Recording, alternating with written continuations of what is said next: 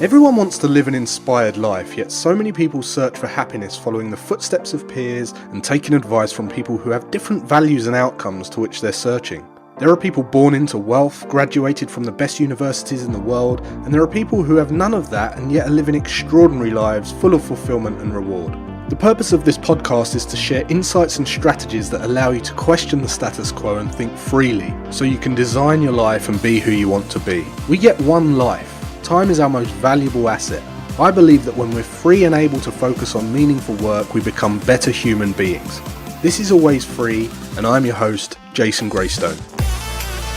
Welcome to the leading podcast for financial empowerment and wealth creation. Subscribe to this podcast so you don't miss an episode. You can connect with Jason on social media and subscribe to the Jason Greystone YouTube channel for weekly videos. Don't forget to also subscribe to the weekly newsletter to receive frequent educational content and action steps to help you design your life so you can be who you want to be. For news on all future events and updates, go to jasongreystone.com. Well, welcome back to the podcast, guys. I hope you had an amazing week so far. If you're listening to this for the first time, this is the number one podcast for wealth creation and financial empowerment. And if you go back to episode 1 and listen to these podcasts, this podcast will allow you to develop strategies and develop habits and give you actionable steps to go and implement into your life immediately for immediate results. So it's not like kind of these podcasts where you get a little bit of motivation, a little bit of inspiration. This is, you're going to get more results, instant results in your life. If you go back, listen to number 1 onwards, and you apply what I'm teaching you here, it will just change your life. I guarantee it. So I wanted to talk a bit. I'm up in London this week. I'm actually with one of my mentors, Dr. John DiMartini. I'm in the Bloomsbury Hotel in London doing a program here myself. So I wanted to come up and record this podcast for you because there's been a lot rushing around the head this week. And I wanted to talk a little bit about future planning and immediate planning, because I see a lot of people when they're trying to build wealth, they've got to kind of gone about it the wrong way, and they're kind of playing the long game now and the short game long. And I explain what I mean by that as I go through this podcast, but it was all really sparked off when I was picked up by a taxi driver to come to this event on Wednesday morning. Okay, picked me up at 5:30. It's pitch black outside. I went out, got in the taxi, and we started talking. You know how it is with taxi drivers. You kind of chit-chat about what you're up to, where you're going into London, do you work from London? And I told him a bit about what I did, and I asked him about his plan, what he did, and he said, yeah, I get up at 3, I work about 14 hours a day, and I drive the taxi. I said, how's that? And he was like, yeah, not too bad. It pays the bills, but my plan is to work and keep driving, doing these 14-hour days until I can reach my big goal. And I said, oh, what's the big goal? And he said, well, to buy a big house. And I said, oh, cool, like that's really cool. Then what? What are you going to do then? And when I said that to him, I was expecting him to just kind of have this plan where he wouldn't have to work and all that. But you could see the colour drain from his face, because you could quite obviously tell that he had never given that one thought. He'd never given that one bit of attention, and you could see that he didn't have a plan. I said, then what? What I meant was what you're going to do then as vocation-wise. And he had only just realised when I raised that question that he would still have to go and drive to pay for the house that he wanted. And this guy was pushing 50 years old. I find this a lot, right? There's people that 40, 50 years old that start coming to me, particularly want to learn to trade because they want to rapidly accumulate wealth, because they've had this dawning realisation that they haven't really got a plan. And they thought they had a plan because of what they've been told as a youngster or growing up. But really what they've been taught is, a plan that's not going to serve them very well. And what you find is when people hit that point and they realize they have that realization, that's when they go out and they try and rapidly accumulate experiences that are high on their values, right? They go and try and buy stuff. They realize that they've been pushed around all this time by people with stronger values stronger value systems that believe in their value system, and that there's obviously a big hierarchy of value systems, and we're all pushed around by people with higher values than us. That's how the world works. That's how society works. And what they do is they then go and do them. They go and buy a Lamborghini, ditch the partner for a younger model, and then they go and do travels, and people kind of label them as this midlife crisis. But midlife crisis really only happens to people that have been pushed around by someone else in some way or another. So and a lot of that is subconscious a lot of the time. It's just indoctrination of the wrong strategies and the wrong advice. And it's not aligned with what we truly want. So we end up going a bit doolally. And I wanted to talk a little bit about the two phases of wealth building, which is accumulation, okay, and then preservation, which is later on in your life. Accumulation, preservation. And in the accumulation phase is where we have all the accelerated strategies, okay, the savings, the investments, the passive strategies, and the preservation is where we take our foot off the gas a little bit. We go down to much lower risk, lower, very, very passive, very, very mobile investment returns that allow us to have a willable asset that we can, will down generations and live off of. And there's much more certainty to that type of wealth preservation. So the reason I think we get it a bit wrong is by listening to people who kind of force their opinions on us. And I mentioned it in my newsletter the other day that when we do listen to those silly things and those silly strategies from other people that don't have the results we want, we kind of we end up not believing in ourselves. We start believing them and we don't believe in ourselves. And much of the time it's down to the incorrect advice. So I'll give you teachers, preachers, peers and parents and work colleagues and all this kind of stuff. I'll give you an example. There's a preacher said that giving is better than receiving. Now, of course, there's some certain situations in life where it's great to give and expect nothing in return, but it's generally a cause of limiting beliefs. If you kind of subordinate to you'll always, it's always better to give than to receive, you'll always be unbalanced and you'll find it extremely difficult to accept payment or fair exchange for your service. And of course, you build wealth from giving more and getting more, okay? It's equally balanced. You don't give more than you receive. You get as much as you give. I mentioned this before, the billionaires in the world, they've given plenty to mankind. That's why they're the richest people in the world. Bill Gates has got, everyone's got a computer. Everyone's got a computer on their, they've either got a laptop or a PC, and it's either running Windows or it's running Apple. And guess what? That's serving them people. They love it. They love the PC. They love their MacBook.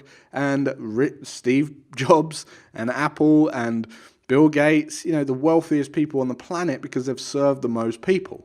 Another thing someone told me the other day was that the preacher in the church said that they've got to give 10% of their income to the faith and then never do this or that unless you want to go and burn in hell and you don't do anything bad, you're going to go and burn for eternity. And that will cause a limit in the exploration of that person's mind.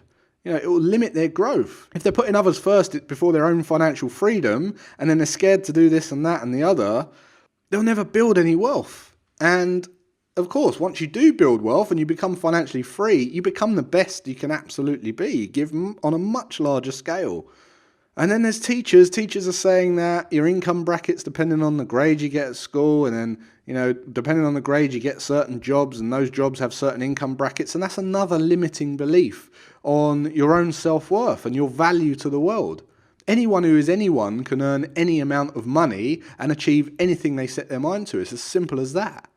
And then there's parents saying, if you want nice things, you got to get a good job. You got to get a job. And what that's basically telling you to do is it's basically glamorizing nice things first. So in encouraging people to raise their lifestyle first and then go and get a job to chase the lifestyle, which is the complete wrong way around. You want to, if you're glamorizing lifestyle and then you're telling your kids that the job is a byproduct of the lifestyle, they're going to have it the wrong way round forever. They're going to chase the lifestyle and get a job just to pay for the lifestyle. Whereas if you tell the kids, actually, go and get a job doing what you really, really enjoy, okay, in a field or an area that you really, really enjoy, and then get that job for experience only. Don't get it for money, get it for experience. Don't worry about going to pay bills. Don't worry about buying nice things. Go and get a job that you enjoy. And of course, when the child does that, they have no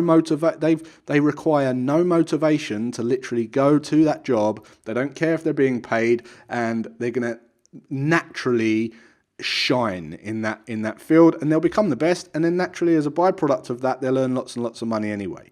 So whilst all that's going on and we're hearing all that and we're taking the wrong action steps in our accumulation phase, we end up a bit stuck. And the reason we end up stuck is because we go into almost a preservation phase with every penny we earn, and we're trying to preserve every penny we earn because we've spent most of the stuff, right? And we've got a tiny little fraction left that we try and preserve and make last as long as possible.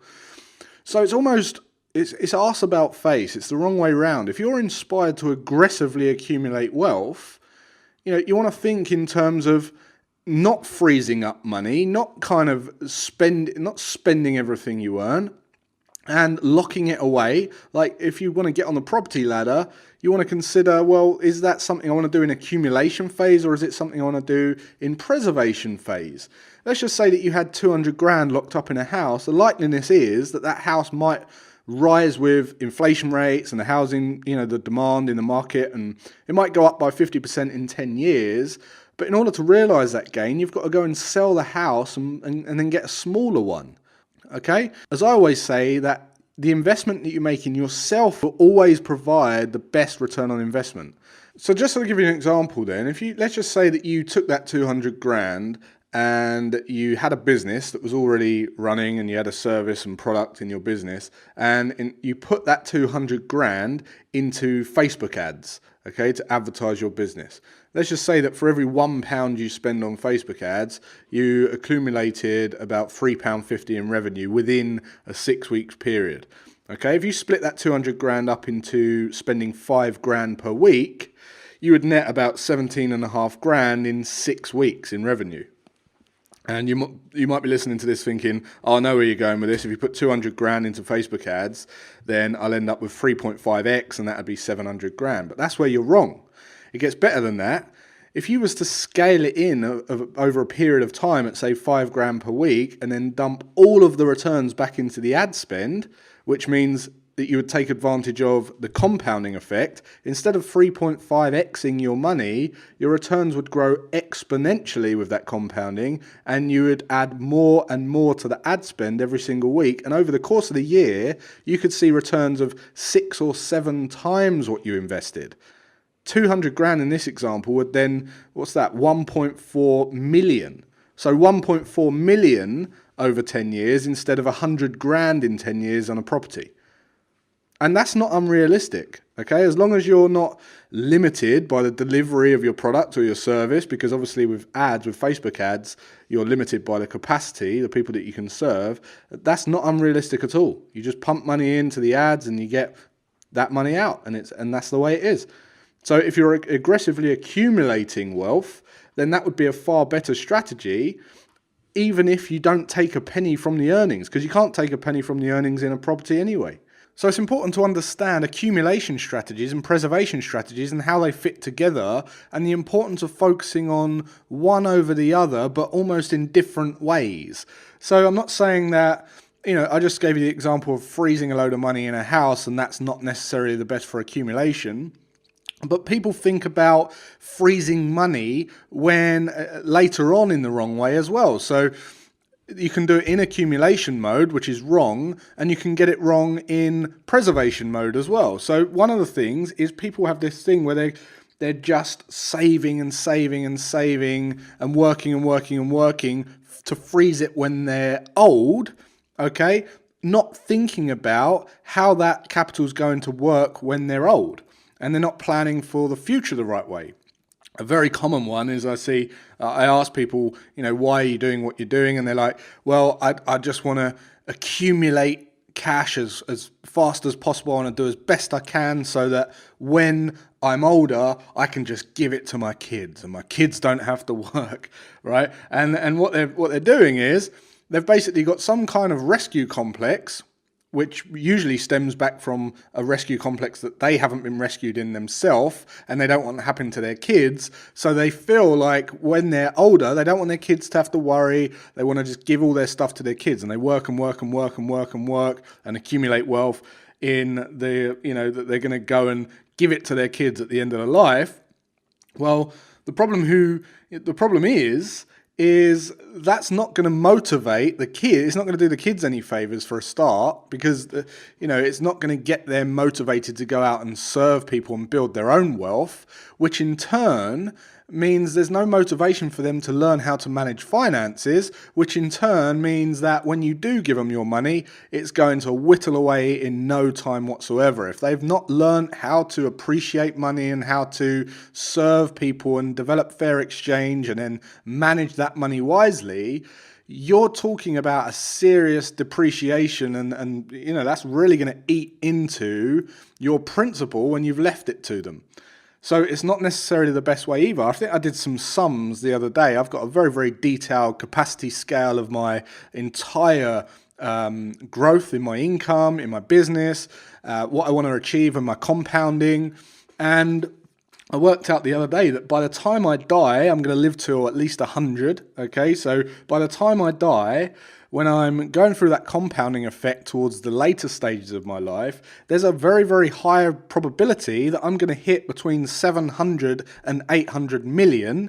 Okay, now if I don't manage that wisely, and of course the 700 to 800 million is all calculated in terms of inflation, interest rates, and what that is relative to today's living.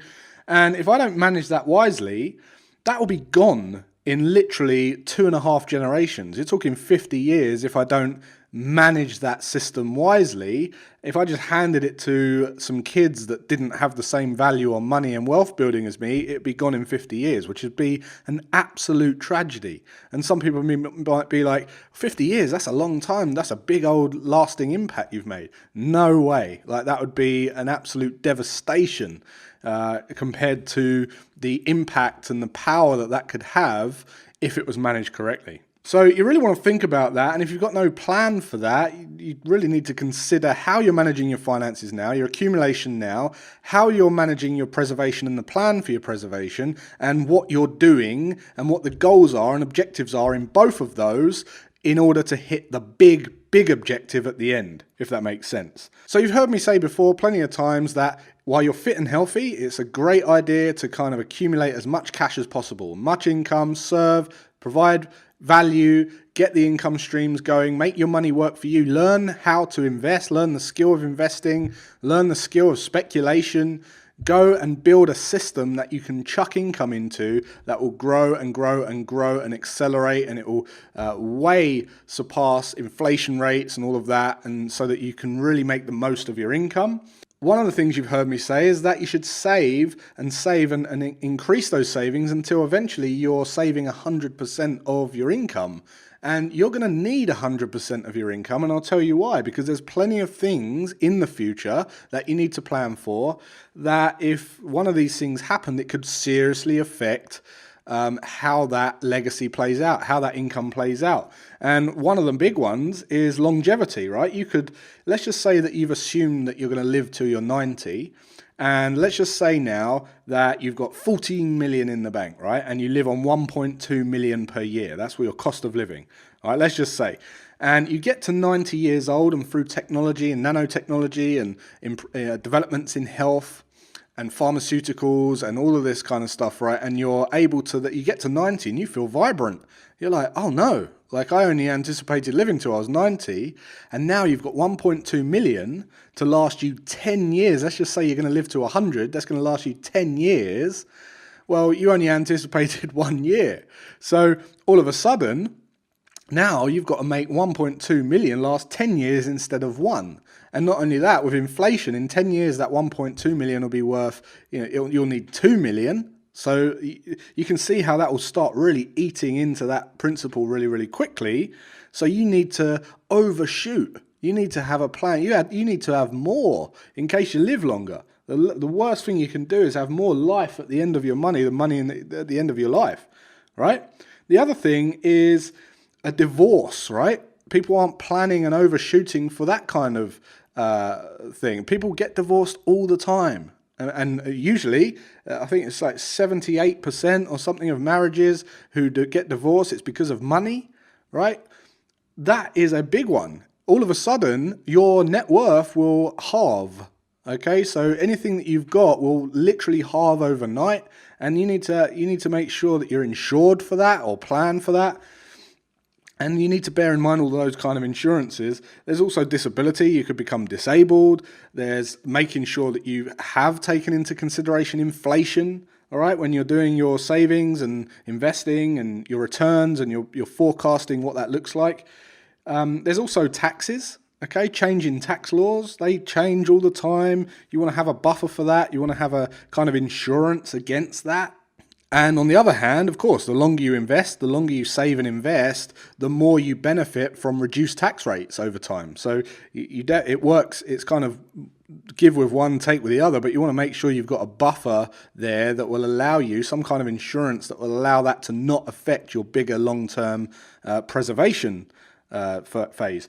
There's also poor investment choices, okay? So there might be a time where you get hit by a certain speculation or a certain investment class it just tanks, it does terribly. That's some kind of, it might be an anomaly in your strategy, but that might happen. So you need to have a plan for that. You need to have a buffer for that. Then there's liability. Okay, you might get hit by a lawyer. You might get hit. You might be sued. Someone might try to sue you. Some kind of malpractice or some kind of dodgy thing that you made a mistake on, and someone tries to hit you for some money. That could seriously dent your preservation phase. But most of all, it's about having a strategy. Okay, so understanding that what people tell you isn't necessarily the best intention for you. Then going out there and whilst you're fit and able to go and serve people to a high level, go and provide value, develop income streams, and at the same time build the skill of investing and learning how to save and learning how to invest and automate your banking, and then go and buy some large cap stocks, and then you might go to some smaller cap stocks, and then you go more speculative and you go up to trading even, and you learn to develop those skills, but you don't stop bringing in the income, okay? And you want to let that thing compound and aggressively accumulate wealth. If you're in a business, consider how you can use large lumps of money to get more money. Don't try and put it into like frozen preservation investments. Because if you haven't thought about all the things that I've just been over, you don't have time for that. There's so much more to think about than just, ending up with a nest egg. And then when you do want to kick your feet up, that's when you can start preserving the money, making sure that it's managed carefully, much lower risk, much more passive, obviously less returns, but by that point, you've hit it, you got to 100 million, 200 million, 300 million, 500 million, a billion, whatever it is, you can then step back, have that managed for you for a 5% return, and you can live comfortably for generations and generations and generations and generations, and you haven't sacrificed any of your time. You're not going to have a midlife crisis because you've been going out there serving people, doing what you love, instead of some job that you're buying time to get to the point where you think, actually, now I'm in wealth preservation phase, but I've still got to go to work doing something I don't really enjoy, and now I can't even enjoy the stuff that I've been trying to put my money towards. So a big old rant, and I know I've covered a lot of kind of topics there, but my mind's been rushing around this week. I've been inspired to talk about a lot of things. There's been a lot on my mind just from certain conversations and being in the room with John DeMartini as well. But ultimately, the point is this. You want to be free and able to choose what you do in life at any given point. When you get old, you're not going to suddenly feel old and feel like you're not going to have a different mind. You're not going to have your soul is still the same. You're still the same person. It doesn't matter if you're 90, 100, 150, you're still going to have the same personality. You're going to be the same person, and you're going to want to do what you want to do. So plan correctly, like plan for the accumulation, plan for the preservation, and have fun and be free along the entire journey, and you'll live an extremely inspired life, and you'll be able to serve at a much higher level in terms of legacy and generations to come. So that's it for this week, guys. If you're interested in learning more about this stuff, you can go and apply for an application for interest into my Tiers of Freedom program, where I teach everyone how to do this stuff. The link's below in this podcast, so you can go and fill that application in. It's not a commitment of any sort. It's just to say that you're interested. And until next week, guys, have a great rest of your day and weekend, and I'll see you then.